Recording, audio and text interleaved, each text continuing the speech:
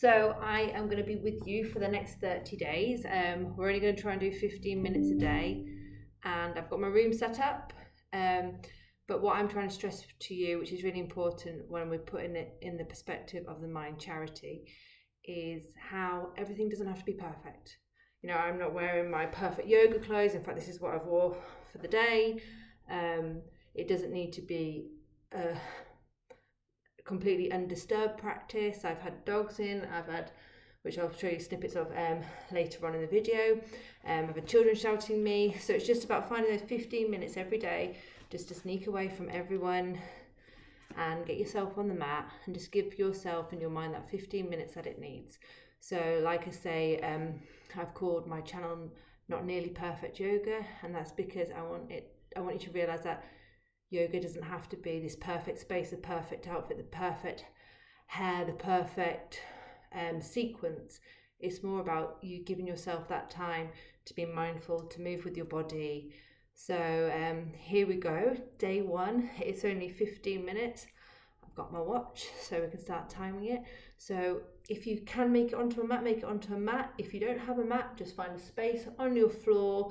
You can always use a blanket for padding for your knees if you've got a wooden floor and no mat. But let's get on and we'll get hopping away. And because they're only short sessions, I still want to start off always with a little bit of grounding, some mindfulness, just bring yourself back into the body. So taking your easy seat, your Sukhasana, however that looks for you. I'll take my phone out as well, otherwise that might be quite painful. So just sitting on your bum with your legs out in front. If they are crossed, just make sure we're not crossing any ankles to put any pressure on the legs. Just have one sat in front of the other. Some people might want to sit on a bolster. Obviously bolsters aren't in everyone's house, so just grabbing yourself a pillow or rolled up blanket or even a cardigan, just to get your hips ever so slightly higher than your knees. And if it feels comfortable for you, just closing your eyes. I'm going to start off just by placing one hand on the heart and one hand on the belly. I'm just going to use this first few moments just to help ground us into our practice, ground us into these 15 minutes that we've given ourselves today. So not controlling the breath, just allowing the breath to be as it is. This is all part of our acceptance of where we are. Not trying to manipulate our breath, not trying to slow it down like we imagine those yogis do. I'm just going to accept it exactly as it is. Maybe bringing your focus to how your hands rise on the inhale and how they lower back down on the exhale. Maybe noticing how much the hands rise. Maybe they rise more, the hand over the heart as it enters the ribs, and less so over the belly. Again, not trying to change, it's not trying to force the breath into the belly. Just taking it as it is. Allowing each of those exhales just to ground us more into the mat, into our space.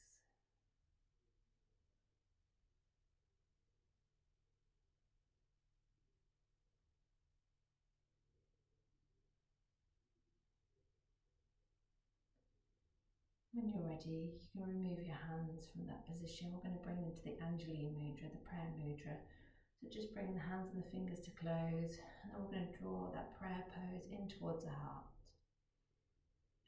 And as we will do for the next 30 days, we're just going to begin the practice just by setting ourselves our intention. And this can be just the intention for these next 12 minutes, an intention for the day ahead or for the week ahead, or maybe an intention of these 30 days that we're all going to travel through together.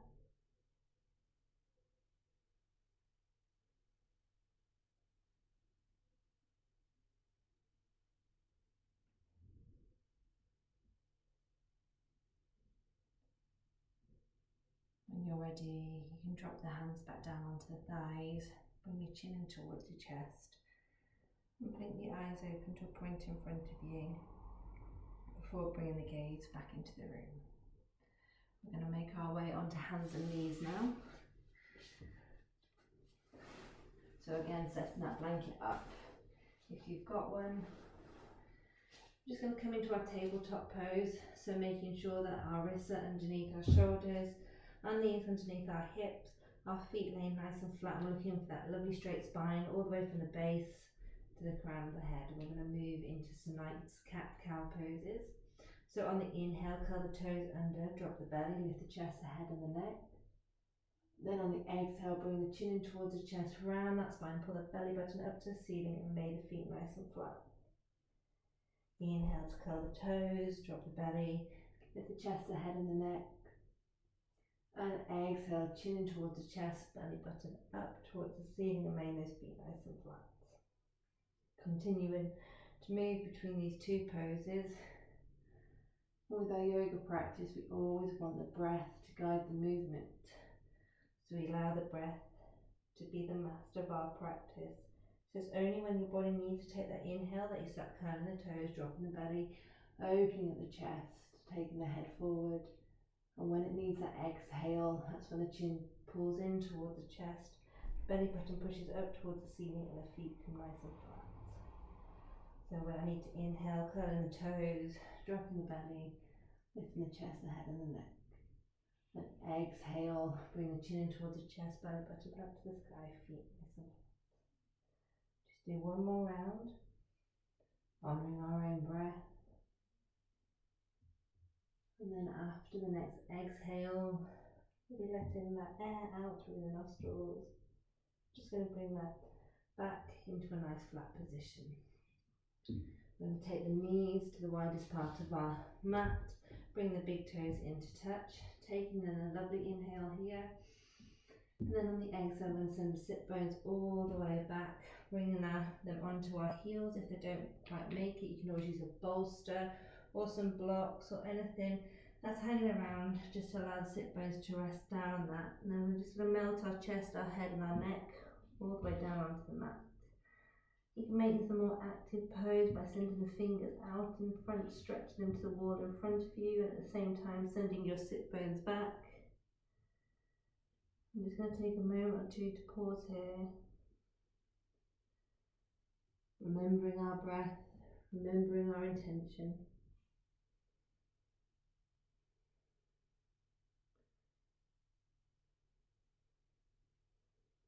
And when you're ready, we're going to walk those hands back in towards the body. Lifting up those sit bones, we'll walk the knees back to underneath the hips. We're going to set up in that tabletop pose again to make sure these elbow creases are facing the wall in front, the fingers are spread nice and wide. We're going to start warming up the back of the legs. So on the inhale, sending the left foot out and back, coming onto the ball of that left foot. And slowly, softly start doing a few pulses, just to warm up the Achilles heels and all the muscles in the back of the neck. The neck, the legs. And this is why I've called it Not Nearly Perfect Yoga, because I get my body parts the wrong way around. Then when you're ready, just stop pulsing. We're just going to hold that for just a second. And then if it's comfortable for you, on the inhale, we can start lifting that back leg up off the mat, sending the toes pointing down. And again, engaging those abdominal muscles. And again, your option to stay here, or we can start pouring some weight into that left hand. And then on the inhale, rising that right hand up, getting the right bicep in line with the right ears. Want that left heel stretching towards the wall behind, those right fingertips to the wall in front. Always remembering to breathe. Inhale here. Then on the exhale, we're going to bring that right elbow in towards the midline of the body, and at the same time that left knee. And then again on the inhale, we're going to stretch all the way back out. Exhale to bring them all to meet in the midline of the body. And then inhale, opening up the chest, stretching out wide once more. We'll do one more round. Exhale. Inhale. And then exhale to bring the hand and the knee back down. We're going to do the same on the other side now, so sending the right leg out long. We're going to start doing some small pulses on that right leg. Just warming up the back of it. Then just coming to a still. And you may want to choose to stay like this, just feeling that stretch down the right side of the leg. We're engaging those abdominal muscles. On the inhale, you can start lifting that right leg up off the mat, right toes pointing downwards. Still looking for that straight spine between the base and the crown of the head. And again, option to stay here. We can bring the arm in as well. So start pouring the weight into the right hand, and then on your next inhale, lifting that left hand up, left bicep in line with the left ear, fingertips pointing forward, heels pointing back. Remembering to breathe, pulling that belly button up towards the spine. Now your choice, we can bring a bit of movement, or you can just come back to the tabletop pose or the wide-legged child's pose that we did before. So taking a nice inhale, then on the exhale, bring that left knee in towards the midline and that right knee to meet it. Inhale, we stretch back out, sending the heel to the wall behind, fingers to the wall in front. Exhale, we curl through. Bring the elbow and the knee to meet underneath. And inhale back to long. And again, we're just going to allow the breath to guide the movement. Engage in that belly button all the time. We'll do one more round. Inhale. And exhale, just to bring that hand back underneath the shoulder and the knee back down underneath the hips. Going to walk, maybe give the little wrists a shake off. Then we're going to walk the hands slightly in front of the shoulders this time. Fingers spread nice and wide. So those lovely elbow creases facing the wall in front. Inhale to curl the toes under. And exhale, we're going to send the hips up and back, coming into downward facing dog. So again, going along with my theme of not being perfect. So the downward dog, we're looking for our ears to be in line with our biceps, and our hips to be up to where the ceiling meets the wall. You can bend those knees nice and comfortably, no need to get the heels down. Again, this is how the pose feels for you rather than how it looks. And a stationary downward dog may feel good for you today, or maybe you like to pedal out the feet. Again, we're just making the choices that are right for you. It's your time, it's your body. And then if you have been pedaling out the feet, we're just going to come to a nice still. Then with your next inhale, we're going to look up towards the hands. Then exhale, slowly bring the body weight forward. You can lower the knees down in assisted plank, or keep them nice and lifted. We're just going to breathe here, just for 1 to 2 breaths, pulling that belly button in. Again, if it's too much, just lowering those knees. Inhale. Then on the exhale, slowly going to lower the body all the way down and curling the toes, keeping the elbows close to the rib cage, all the way down onto our belly. With the next inhale, peeling the chest, the head and the neck up, coming to baby cobra. And exhale to release all the way back down. Inhale to tuck the toes under, and then exhale to send the hips up and back once more, coming into our downward facing dog. Again, making the option to pedal out the feet, keeping them stationary, your choice.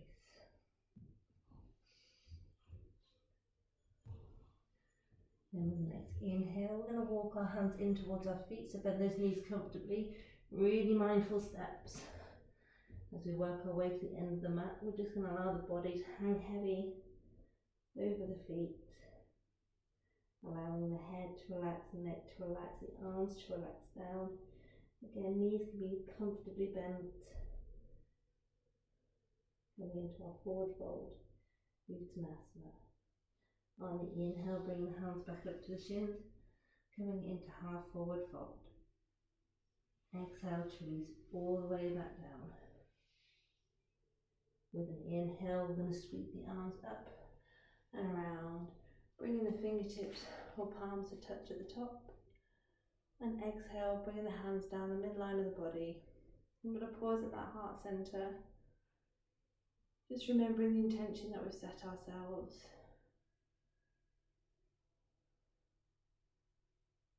I'm not going to be too controlling, or not controlling at all about how this intention plays out. I'm going to offer that up to the universe with all its infinite creativity.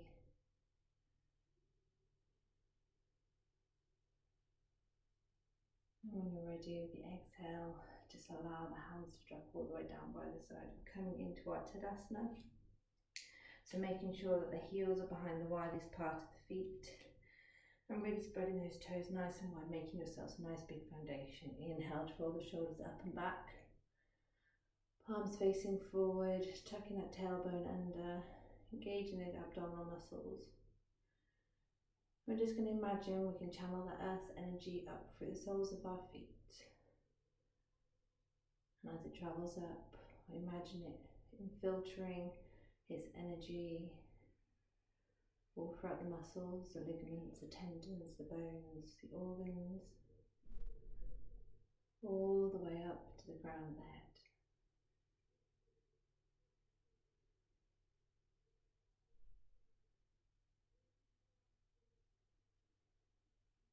When you're ready, inhale to sweep the arms up and overhead, fingertips or palms to touch. Exhale, we're going to dive forward. Bring the hands all the way down onto the mat, or hovering just above. Inhale, hands to shins, half forward fold. And exhale to bring the hands back down onto the mat, bend the knees comfortably. We're just going to come back and we're just going to finish off our mini practice. It's been 15 minutes already in our easy seat, however that looks for you. And as I am a chakra trained yoga teacher, we're just going to finish off with chakras 4 intentions. So bringing one hand to the heart and one hand to the belly. We set our intention to have a joyful and energetic body. Bring the bottom hand over the heart center. We set our intention to have a loving and compassionate heart.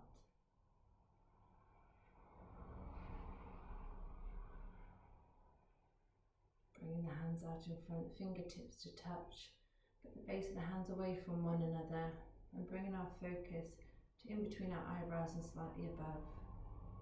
We set our intention to have a reflective and alert mind.